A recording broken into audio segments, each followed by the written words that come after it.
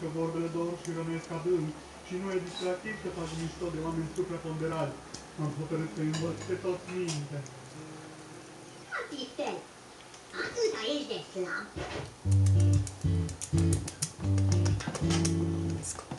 Asistent, atâta ești de gras, că poți da de buletin spre A4.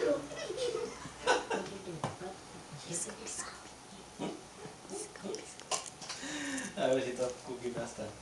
Atâta ești de gras că poza ta de buletin e A4. Eu sper că nu filmez cu Ghica. Din astea cu mesaj licențios în spate. Le ștergem. Adună acum ce-i pui zei așa gravă. Bă-mi în gură.